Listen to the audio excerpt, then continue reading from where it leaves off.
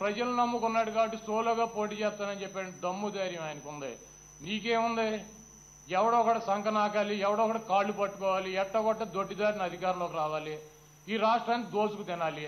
ఇది తప్పించి నీ కాన్సెప్ట్ ఏమైనా ఉందా? కాబట్టి నువ్వు ఇటువంటి చిల్లర పనులు మానే. నీ చిల్లర పనులు చాలా చాలా ఈ రాష్ట్ర ప్రజలు 40 సంవత్సరాల నుంచి చూస్తున్నారు. ఈ 23 మంది ఎమ్మెల్యేలతో సంతకాలు పెట్టించాడు. లేఖ రాసింది చంద్రబాబు నాయుడు. వీళ్ళకి మేము సమాధానాలు చెప్పాలని చెబుతున్నారు. అదేవిధంగా మేము జీతాలు తీసుకుంటున్నాం అంటే అసెంబ్లీకి వెళ్లకుండా. ఈ పోటుగాళ్ళు 365 రోజులు అసెంబ్లీలోనే ఉంటున్నారు. బడ్జెట్ సెషన్ ఒక 20 రోజులు, శీతాకాలం వర్షాకాలం ఒక 10 రోజులు పెడతారు. 30 రోజులు అసెంబ్లీలో ఉంటారు. వీళ్ళు 365 రోజులకి జీతాలు తీసుకుంటారు.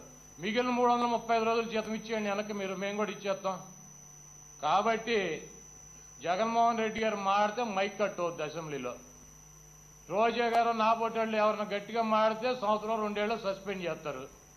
లేకపోతే షోకాజ్ నోటీసులు ఇచ్చి అర్థమైన వాళ్ళకి వెళ్ళి మేము సమాధానాలు చెప్పాలి.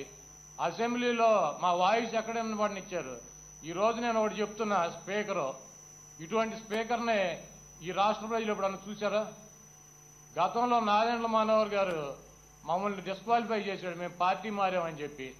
ఈ జిల్లాలో నేను, జోగి రమేష్, పేరు నాని గారు 11 నెలలు 11 అనగా మమ్మల్ని డిస్క్వాలిఫై చేశాడు ఆయన. అంతకుముందు ప్రతి శాసనసభ్యుడు మారినప్పుడు కూడా ప్రతి స్పీకరు కూడా డిస్క్వాలిఫై చేసినటువంటి పరిస్థితి ఉంది. ఇటువంటి తెలుగుదేశం చంద్రబాబు నాయుడు మాటిని సభను నడిపేటువంటి అసమర్థ స్పీకర్ కోడెల శివప్రసాద్ ఉన్నటువంటి ఈ సభలో న్యాయం జరగదని చెప్పి ప్రజల మధ్యకి వెళ్ళాం. కానీ మాకేమీ ఒళ్ళు బలిసి కాదు. ఈ రోజు జగన్మోహన్ రెడ్డి గారు ఒకటే చెప్తున్నా, ఆ రోజు రాజశేఖర రెడ్డి గారి మీద ఏ రకమైనటువంటి దాడి జరిగిందో, రాజశేఖర రెడ్డి గారు అధికారంలోకి వస్తే ఏ రకంగా చేస్తాడని చెప్పి ఈ చంద్రబాబు నాయుడు, ఈ ఎల్లో మీడియా, ఈ తెలుగుదేశం పార్టీ శ్రేణులు చెప్పినాయో అదే విధంగా జగన్మోహన్ రెడ్డి గారి మీద కూడా వ్యక్తిగతంగా ఆయనకున్నటువంటి అన్ని విధాలుగాను ఆయన మీద దాడి చేసి ఆయన్ని తక్కువ చేసి చూపించేటువంటి ప్రయత్నం చేస్తున్నారు.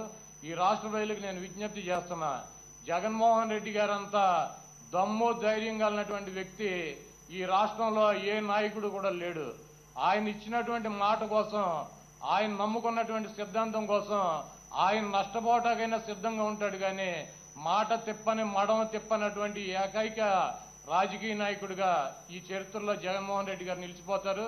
ఒక్కసారి కనుక ఆయనకు అవకాశం ఇచ్చినట్లయితే ఈ రాష్ట్రంలో ఆయన బతికున్నంతకాలం ముఖ్యమంత్రిగా ప్రజల ఆశీస్సులతో ఉంటాడని చెప్పి, చనిపోయిన తర్వాత కూడా ప్రజల గుండెల్లో రాజశేఖర రెడ్డి గారి కన్నా గొప్ప స్థానం సంపాదించుకుంటాడని చెప్పి ఈ చంద్రబాబు నాయుడు లాంటి దొంగ వ్యక్తులు, ఈ దొంగ ముఖ్యమంత్రి రామారావు చెప్పాడు, నీచుడు, నికృష్టుడు, వెన్నుపోటుదారుడు, ఇటువంటి అవినీతి చక్రవర్తి లేడని చెప్పి, దయచేసి నిన్నగాక మొన్న జరిగినటువంటి తెలంగాణ ఎన్నికల్లో వెళ్ళాడు పెద్ద పోటుగాడిని అని చెప్పి, అక్కడ ఏదో పగలదెత్తానని చెప్పి అక్కడ గుడ్డలోడ తీసి పంపించారు ఇక్కడికి. అయినా సిగ్గురాల. మొన్న కేసీఆర్ గారు ఆయన ప్రెస్ మీట్ పెట్టి ఆయనకు ఒక 20 క్వశ్చన్లు అడిగాడు, ఒక్కదానికి సమాధానం లేదు. మళ్ళీ ఇక్కడ ఈయనకున్న ఊరకొక్కలు ఆడితో బోబోమని మురిగిస్తాడు ఆయన మీద. వాళ్ళు నేను మాట్లాడా, మళ్ళీ సాయంత్రానికి ఇక్కడే ఉంటాయి బేవాళ్ళ రోడ్లు అమ్మడి తిరుగుతా, అవి 4-5 వచ్చి మురుగుతూ ఉంటాయి. కాబట్టి చంద్రబాబు నాయుడు నీ టైం అయిపోయింది. నీకు 125 డేస్ నీ టైం అయిపోయింది. కాబట్టి ఇప్పటికైనా నువ్వు బుద్ధి తెచ్చుకుని ప్రజల యొక్క కష్టాలు, నష్టాలు, సుఖాలు తెలుసుకుని చెప్పి ఈ 125 రోజులైనా వాళ్ళకి ఏమన్నా సేవ చేసి కనీసం పోయేటప్పుడన్నా మంచి అనిపించుకో. నువ్వు కనుక ఇదే ప్రవర్తన, మొన్న వెళ్ళి కడప స్టీల్ ప్లాంట్కి శంకుస్థాపన చేస్తాడు. ఇంకా నెల రోజుల్లో నోటిఫికేషన్ వస్తే కడప స్టీల్ ప్లాంట్ కట్టేస్తాడంట. నిన్న వెళ్ళి అక్కడ ఎయిర్పోర్ట్ షిప్ యార్డ్కి శంకుస్థాపన, షిప్ యార్డ్ కట్టేస్తాడంట.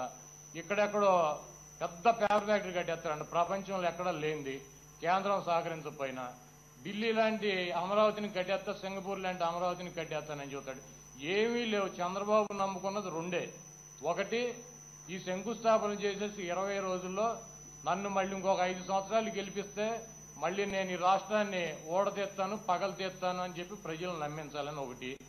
ఆయన కొట్టేసిన కన్నాలేసినటువంటి 6 లక్షల కోట్ల రూపాయలు ఎన్నికల్లో ఖర్చు పెట్టి గెలవాలని చెప్పి, ఈ రెండు తప్పించి చంద్రబాబు నాయుడికి అసలు మూడోటువంటి సిద్ధాంతమే లేదు.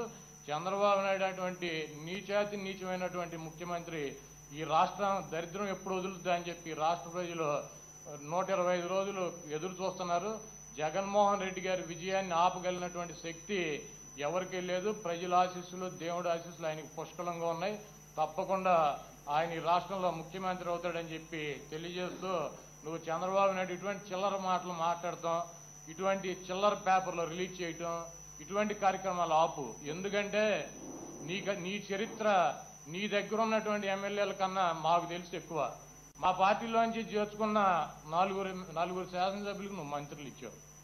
ఇవ్వగానే నిన్ను అమ్మనా బూతులు తిట్టారు నీ శాసనసభ్యులే, 4-5. తిట్టగానే వాళ్ళని పిలిపించుకుని వాళ్ళకు కూడా ఏదో ఒకటి చేసి వాళ్ళని కామ్ చేసావు.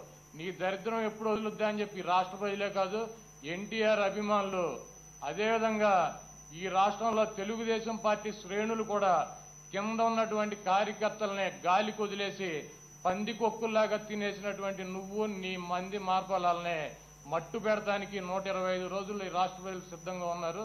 చంద్రబాబు నాయుడు నీకు టైము చాలా తక్కువ ఉంది కాబట్టి టైం తక్కువలో నువ్వు కనీసం 4 మంచి పనులు చేసి ప్రజలకు ఉపయోగపడే ఈ బతకమని చెప్పి తెలియజేస్తూ, ఇంకోటి మొన్న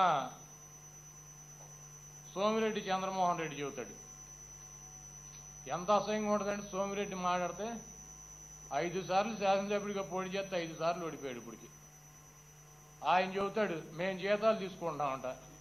నీకు సిగ్గు చేరం ఉంది. 5 సార్లు ఓడిపోయి నువ్వు 5 సార్లు ఓడిపోయి నువ్వు ఎమ్మెల్సీగా దొడ్డిదారిని వచ్చి నువ్వు జీతం తీసుకుంటావు 3.5 లక్షలు 4 లక్షలు మంత్రి హోదాలో నువ్వు వచ్చి మా గురించి మాట్లాడతావు. ఇచ్చాపురంలో జగన్మోహన్ రెడ్డి గారికి జనం రాలేదంట. అసలు అన్ని పనికి మాలిన మాటలు మాట్లాడేటువంటి ఇటువంటి బ్రోకర్లందరినీ పెట్టుకుని వీళ్ళని దొడ్డిదారిన ఎమ్మెల్సీలో ఒకటిచ్చి తీసుకొచ్చి వీళ్ళని మంత్రులను చేసి జగన్మోహన్ రెడ్డి గారిని తిట్టించడం తప్పించి వేరే కార్యక్రమం లేదు వీళ్ళకి. జగన్మోహన్ రెడ్డి గారి గురించి నీ తెలుగుదేశం పార్టీ కానీ నీ తెలుగుదేశం పార్టీలో ఉన్నటువంటి శ్రేణులు కానీ ఎక్కువ తక్కువ మాట్లాడి ఆయన వ్యక్తిగతంగా అవమానపరిచేటువంటి రకంగా మాడితే చంద్రబాబు నీ సంగతి చూస్తాం. జగన్మోహన్ రెడ్డి సైకో కాదు, చంద్రబాబు నాయుడే పెద్ద సైకోగాడు. ఆయన ఎవరో జ్యోతుల్ని ఎవరు అంటే పక్కన కూర్చుంటే లేచి వెళ్ళిపోమన్నాడు జగన్మోహన్ రెడ్డి గారు. జగన్మోహన్ రెడ్డి గారు ఎటువంటి వ్యక్తుల్ని కనీసం ముట్టుకుంటా కూడా మనం ఇబ్బంది పడేటువంటి వ్యక్తుల్ని ఆయన 2 చేతులతో ముట్టుకుని ముద్దు పెట్టేటువంటి పరిస్థితి ఉంటుంది. అటువంటి జగన్మోహన్ రెడ్డి గారు ఈయన పక్కకి వెళ్ళిపోమన్నాడంట. నా పక్కన కూర్చోవద్దని జ్యోతుల నెహ్రూ గారికి చెప్పాడంట. ఆ ఏదో రాతలు రాంతాడు. నువ్వేం చేస్తున్నావు? జ్యోతుల నెహ్రూ గారిని పార్టీలో చేర్చుకుని ఆయన్ని పక్కనే కూర్చోబెట్టిన ఇద్దరు ఒకే మంచంలో పడుకుంటున్నారా? కాబట్టి మాట్లాడేటప్పుడు సరిగ్గా మాట్లాడాలి.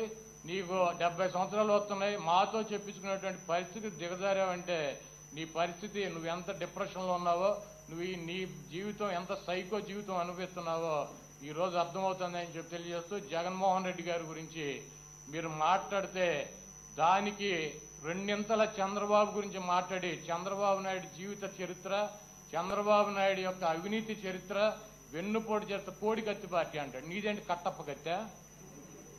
నీదేం పార్టీ? కట్టప్ప కత్తి పార్టీ వెనక నుంచి పొడి చేస్తావు నువ్వు. కాబట్టి మాటలో జాగ్రత్తగా రానిమ్మని చెప్పి జగన్మోహన్ రెడ్డి గారు నువ్వు ఇటువంటి ఎన్ని పిచ్చి ఆరోపణలు చేసినా ప్రజలు నమ్మే పరిస్థితిలో లేరని చెప్పి తెలియజేస్తూ సెలవు తీసుకున్నాం.